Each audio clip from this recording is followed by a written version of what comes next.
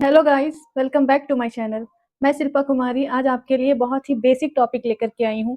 कहने को ये बेसिक है लेकिन ये बहुत इंपॉर्टेंट टॉपिक है जिसका नाम है human internal organ.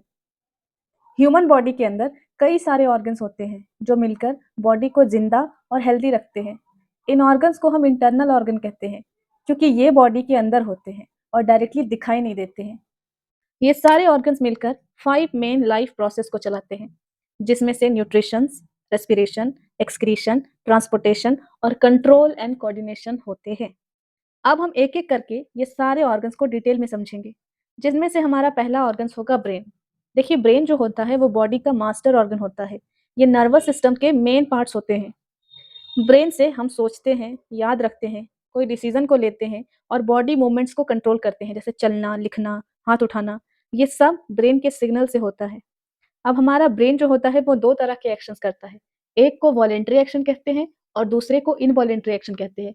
Voluntary action में वैसे एक्शंस होते हैं जिसे हम कंट्रोल कर सकते हैं, जिसे हम खुद कंट्रोल कर सकते हैं, जैसे कि हम अपना चाहे तो हाथ उठा सकते हैं, ना चाहे तो नहीं उठा सकते हैं। हम चाहे तो यहाँ से वहाँ जा सकते हैं, ना चाहे तो ना जा सकते हैं। ये होते हैं वॉलेंट्री एक्शन। अब इनवॉलेंट्री एक्शंस क्या होता है? जैसे कि हार्ट बीट, ब्रीदिंग और डाइजेशन। ये सारे जो होते हैं ये इनवॉलेंट्री एक्शंस होते हैं, यानी इन्हें हम खुद से कंट्रोल नहीं कर सकते। ये सब ऑटोमेटिकली होता है, लेकिन फिर भी हमारा ब्रेन इनको कंट्रोल कर लेता है।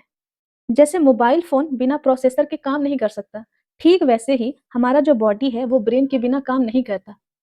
अब चलते हैं दूसरे ऑर्गन्स की तरफ, जो है लंग्स। लंग्स जो हमारा होता है वो रेस्पिरेशन के ऑर्गन्स होते हैं, जो ऑक्सीजन को अंदर लेता है और कार्बन डाइऑक्साइड को बाहर निकालता है। इस प्रोसेस को कहते हैं ब्रीदिंग। लंग्स के अंदर बहुत सारे काम होते हैं, जैसे ऑक्सीजन ब्लड में मिक्स होता है और ब्लड जो होता है वो ऑक्सीजन को सेल तक पहुंचाता है। सेल ऑक्सीजन से एनर्जी बनाता है और ये सारे प्रोसेस किसमें होते हैं? हमारे लंग्स में होते हैं। तीसरा हमारा सबसे सेंसिटिव ऑर्गन आएगा, जो कि होता है हार्ट। देखिए, हार्ट जो होता है वो एक मस्कुलर ऑर्गन होता है जो कि ब्लड को सर्कुलेट करता है। हमारे हार्ट का जो मेन काम होता है वो ऑक्सीजन वाली ब्लड को लंग्स से लेकर बॉडी के सब पार्ट तक भेजना, यानी कि सारे पार्ट तक भेज जाता है।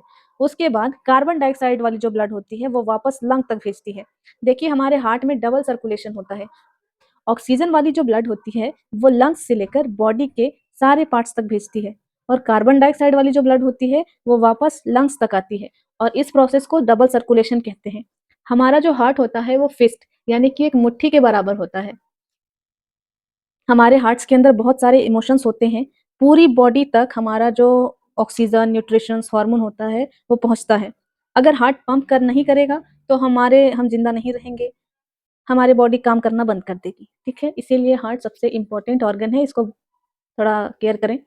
हमारा जो हार्ट होता है वो हमारे थोरेसिक कैविटी, यानी कि चेस्ट के कैविटी के सेंटर पे होता है और थोड़ा सा लेफ्ट साइड में होता है।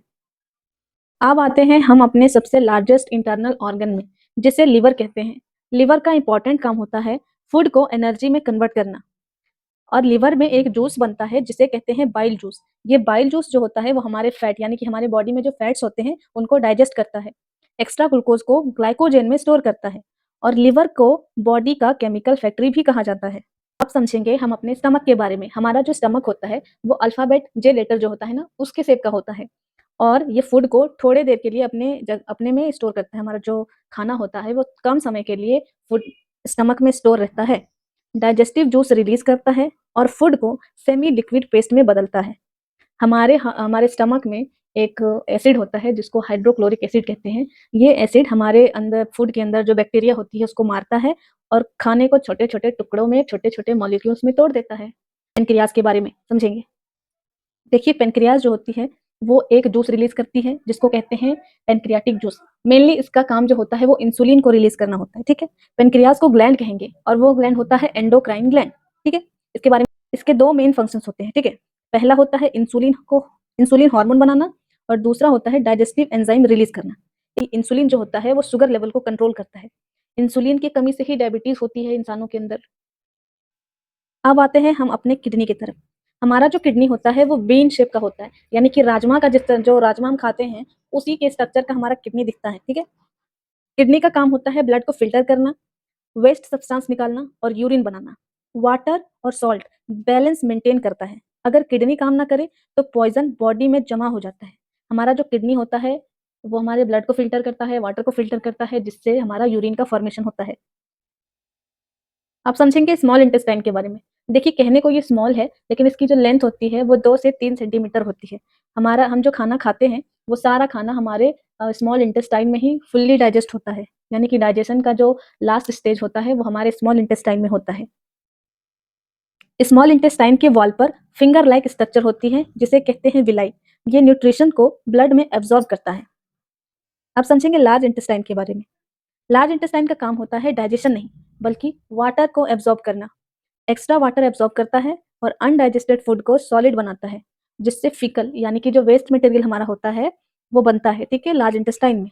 फिर ये जो वेस्ट मटेरियल होती है, वो रेक्टम से होते हुए एनस से बाहर निकल जाता है और इसी पूरे प्रोसेस को हम डाइजेशन भी कह सकते हैं। उम्मीद है आपको ये ह्यूमन इंटरनल ऑर्गन समझ में आया होगा, और नहीं आया होगा तो एक बार दोबारा देख लीजिएगा, हो सकता है समझ में आ जाए। लाइक करें, शेयर करें। Thank you very much.